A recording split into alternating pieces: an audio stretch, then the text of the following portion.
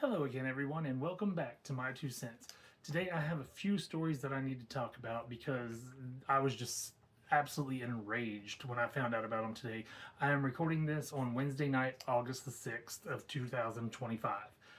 I just I can't stay silent, and these stories are absolutely ridiculous.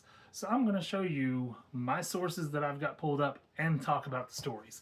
So first up, let's look at this one from the Salt Lake Tribune. That's right. President J. Stewart Adams there has helped his own relations by changing the law to allow it to be younger for consent. Seriously, he wants to make the law easier for people to rape children. All because his 18-year-old relative, who I did not see named, is charged with indecent liberties with a minor. To get his relative out of trouble, he's changed the law. Literally. A Republican did this. You know, Republicans, the ones defending the guy in the White House who is not only protecting pedophiles on the Epstein files, not only protecting himself who is in the Epstein files, but he just literally appointed Lawrence Taylor to head a youth sports program. Lawrence Taylor, the guy who literally confessed to trafficking a 16-year-old girl. You're going to put someone who literally confessed to trafficking a 16-year-old girl in charge of a youth program for sports? No, that doesn't fly. And just a little bit of this story on uh, President J. Stewart Adams. This is from the Salt Lake Tribune again. Last year, an 18-year-old Utahn was staring at the potential of years in prison, accused of having sex with a 13-year-old. Plea bargain negotiations were at an impasse. Then the Utah legislature, based on an initial suggestion from Senate President J. Stewart Adams, changed the law. 2 months later, prosecutors offered the 18-year-old, who is related to Adams, a plea deal. The teen would plead guilty to reduced charges, face no additional time beyond a week already served, and would not have to register as a sex offender because he had sex with a 13-year-old girl as an 18-year-old male. No, this is not the way we're supposed to be doing this. Why are Republicans defending pedophiles? Why are they protecting pedophiles? Why are they keeping pedophiles out of jail? Please explain to me. Answer me down in the comments. Talk to me about this. Are you as outraged as I am? Because this is absolutely appalling to me. Again, Trump is protecting everybody in the Epstein files. You will recall the video interview that we all saw where Trump was asked if he would release the Martin Luther King files. Yes, I'll release them. The JFK files. Yes, I'll release them. The Epstein files. Yes, I'll release them. But maybe not so much because there are people on there that it might hurt. Who cares if there are people on there that would get hurt by having the files released? They chose to go to an island to be sexual deviants. And if they were any way involved in inappropriate sexual relations with children, or forcing themselves on somebody, or even just partaking in people being trafficked for them, because a lot of times, sad to say, people are kidnapped, drugged up, and pimped out without their consent. It does happen. So I don't care who is on the files. It could be my favorite people in the world. If they broke the law, if they literally raped these people, and that's what you have to call it, is rape, they deserve to go to jail. They deserve to face justice. I cannot handle, we got to protect the people that it might hurt. No, if they're guilty, they need to pay justice, and justice needs to be found. So please talk to me in the comments. Tell me what you think about that. But the next story that really bothered me, and this is not a first for this White House, so let's get that straight. But once again, information has disappeared online. This time, it was the Constitution. and specific parts of the Constitution make me believe their story of a glitch is a lie, because it's the parts about due process and habeas corpus. And here, this is from Axios, just so, as always, I can show you my work. There you see it's Axios and the headline of the column, or of the report here. Library of Congress blames coding error for missing sections of online Constitution.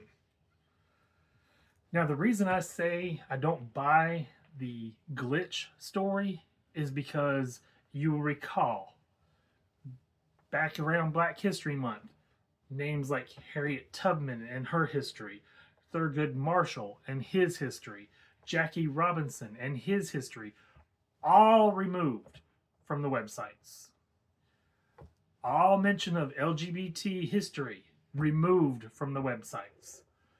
The head of the Department of Defense, the Secretary of Defense of the United States, has white nationalist, white supremacist tattoos all over his body.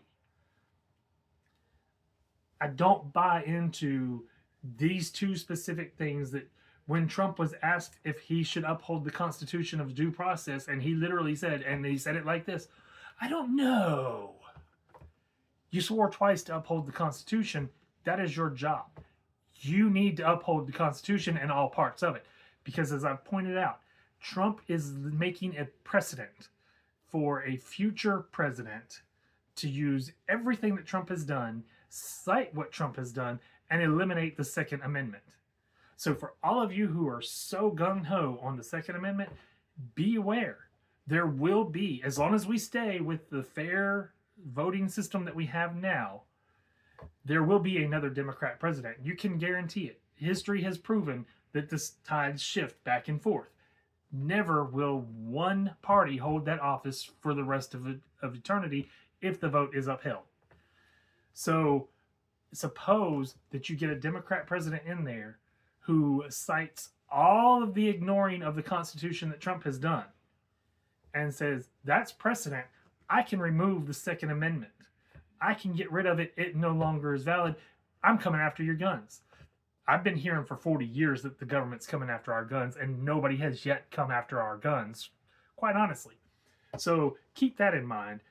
The fear of what could happen, that they love to play about them taking your guns, Trump has made it possible through this. Just like Trump wants to arrest Barack Obama, but Trump demanded presidential immunity. So they can't arrest Barack Obama now because he's got presidential immunity. But back to this story. From Axios, the Library of Congress on Wednesday pointed to an unspecified coding error that led to key parts of the U.S. Constitution being deleted from the Constitution annotated website. Why it matters? The missing sections included foundational provisions such as the right to habeas corpus, which protects people from unlawful detention, and the Foreign Emoluments Clause. Those constitutional principles have risen to the forefront of political and legal debate amid the president's immigration crackdown and foreign dealings. As of Wednesday around 2 p.m. Eastern Time, the text had been restored. So, again, like with Thurgood Marshall and the LGBT history and Jackie Robinson and Harriet Tubman, public outrage, they see that these things have been removed. They have to bow down to pressure from the people and restore them. Keep in mind, these are the sections that Trump does not want to enforce. There is a reason those sections were the only two that were removed. Plain and simple. Show me that you can prove differently. Like I said, he literally said, I don't know about upholding these parts of the Constitution in an interview. It's on video. You can find it. Feel free to check it out. But again, talk to me in the comments. Let me know what you think.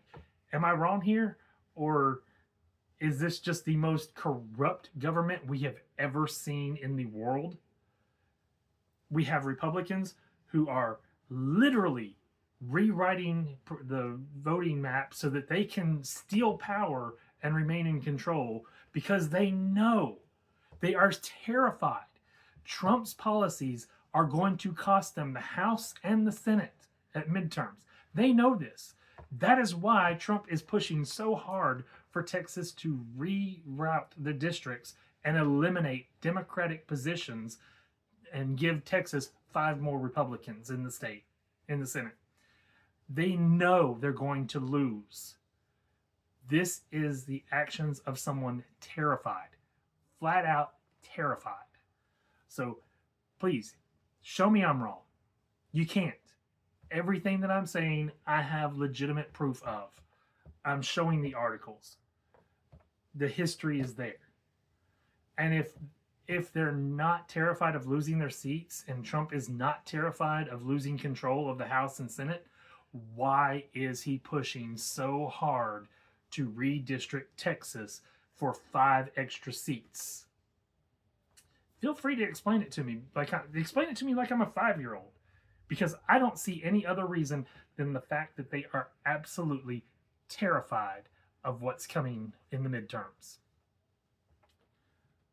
Show me I'm wrong. I welcome it. Love to argue with people on Facebook. I love to argue with people on social media, and I always back up what I say with facts. But now for the other thing, soap opera Superman is all over the news because he cannot shut up. And he is really showing how little of the character of Superman he understands. You will recall he said James Gunn was going too woke with the Superman movie because Superman was being billed as an immigrant. Well, here's the thing. If Dean Cain had actually watched the movie, he would know that there is absolutely nothing woke in that film. As I talked about in my spoiler-free review, Superman is completely not woke unless you consider the fact that Superman is kind and caring. So there's strike 1 against Dean Cain. 2, he had mentioned, and I can't find a specific article that talks about it, but I put it in Google, Dean Cain saying he didn't get hired for Superman, and I will show it on the screen. This is what came up on Google, and I will read it so that you don't have to, but I want everybody to see that I am reading straight from Google. And here's what it says. Yes, Dean Cain, who played Superman in Lois and Clark, The New Adventures of Superman, has made statements regarding not being hired for Superman roles in recent projects, despite his connection to DC Studios co-head Peter Safran. Cain has publicly criticized aspects of Superman portrayals and creative choices which may influence casting decisions. Specifically, he took issue with director James Gunn calling Superman an immigrant, believing it to be a mistake that could hurt the film's box office performance and potentially alienate audiences, which it didn't do. Superman is doing very well at the box office, better than any other comic book film this year. Cain voiced his displeasure with the depiction of Ma and Pa Kent and the recurring theme of Superman needing rescue in the 2025 movie, finding these choices disheartening. You know, if Superman just beats everybody every time, there's not really a movie. Like, he just beats them up and it's done. And also, if you watch the movie, and I'm going to throw a spoiler out here, so if you don't want to be spoiled, skip ahead. But Superman is fighting Ultraman, who, here's the spoiler, is cloned from Superman with Lex Luthor's DNA added in by Lex Luthor, and he is being controlled by Lex Luthor, who has studied Superman's fighting techniques, and that explains why Superman gets beat up so much, because he's fighting himself with Lex Luthor coaching him, the villain. So if you think about it, if you are fighting yourself and somebody is telling your other self every move you're going to make before you make it and can counter it before you make it, are you going to do well in that fight, or is your other self going to win? That's what happened in this movie. So again, Dean Cain proved he didn't watch the movie and doesn't understand. But it goes on here. During a recent interview, Cain mentioned his connection to DC Studios co-head Peter Safran, saying, quote, "And Peter Safran is a Princeton guy too, a year ahead of me, but he's never hired me." This comment, delivered with a laugh, implies a degree of disappointment or irony regarding his lack of involvement in new Superman projects, despite his previous role and his connection to studio leadership. And here's what I'm getting at with this part, is he has voiced not being hired for Superman. Then Mr. Conservative Dean Cain went on a all these interviews, and he talked about how he really enjoyed his time playing a gay character in the Broken Hearts Club. He didn't mention the other movie where he played gay. I believe it was called The Best Man. But anyways, he voiced his opinions on how horrible it is that he didn't get hired. He voiced his opinions that he's a complete and total douchebag and completely does not understand the character of Superman. He obviously did not realize what he had done in the show, because it's been shown where on the Lois and Clark, The New Adventures of Superman, Superman was being targeted as an immigrant. So it's all been there. I mean, literally, all of this has been done before. But yet it's wrong for James Gunn to call him an immigrant, even though it didn't really come into the story in the movie. That being said, Dean Cain is basically self-loathing. He's part Asian. His father was Japanese.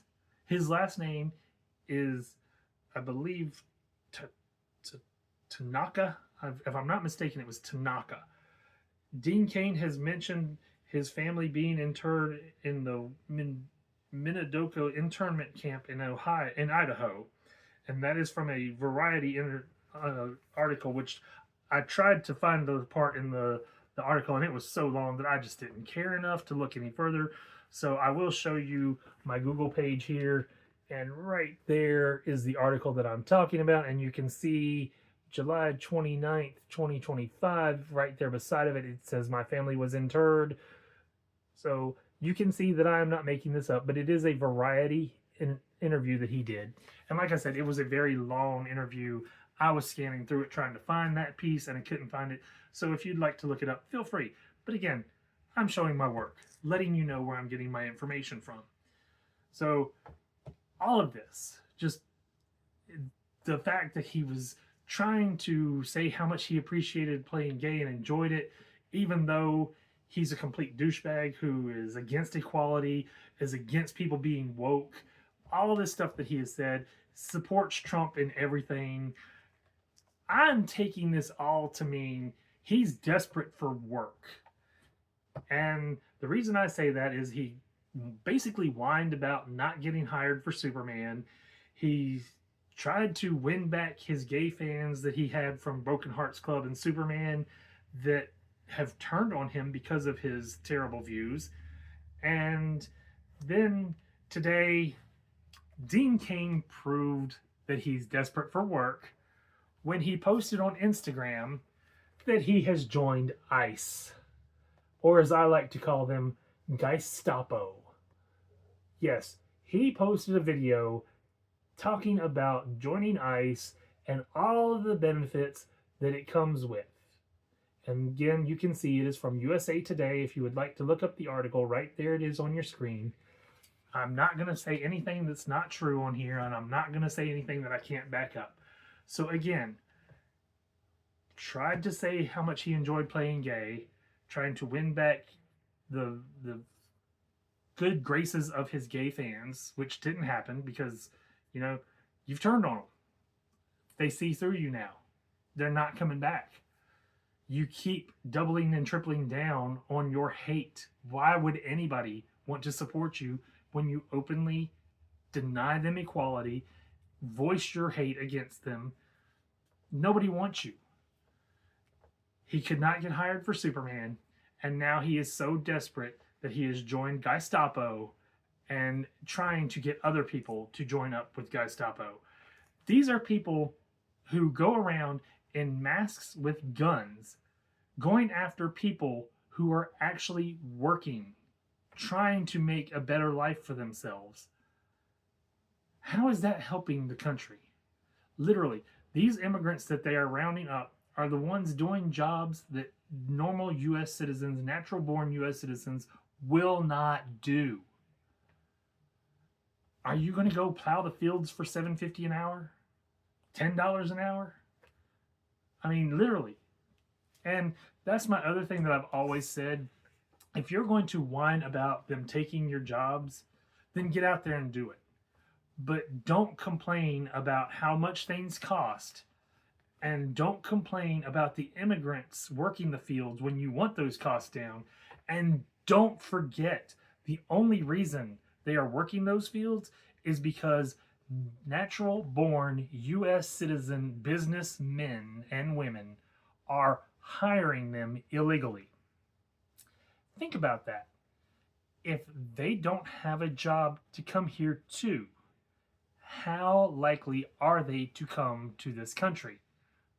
So if you want to curb the illegal immigration and close the borders, as they love to say, which the borders are no more closed now than they were before. The only difference is we have a maniac that's in charge and nobody wants to come here. Tourism is extremely down, which is killing U.S. business. So keep that in mind. But I have shown you my work. If you want to stop the immigration, as I said, let's start going after the U.S. businessman, which would include people like Donald Trump, who do hire undocumented citizens because they run construction. And anybody with an ounce of a brain knows that construction and farm work are two of the biggest employers of undocumented citizens in this country. I'm not defending paying them measly wages. I am not defending the horrible practice. I'm not defending people coming here without documentation. But when Gestapo is literally going to immigration courts and detaining / arresting people that are actually there to see a judge about their visas, trying to be here the legal way, and you're going after them to arrest them, that's wrong. You can't say you're going after people who are here illegally and then go after people who are trying to come here legally. That's why immigration is stopping, because people are afraid of getting arrested when they come here legally. And it's not the white people. Notice that. It's always the same type of person that's getting deported. Many of them wrongfully deported. Many of them have been proven to be wrongfully deported, admitted by the Trump regime to be wrongfully deported, and still nothing was done. Like the case with Albrego Garcia, we all remember it.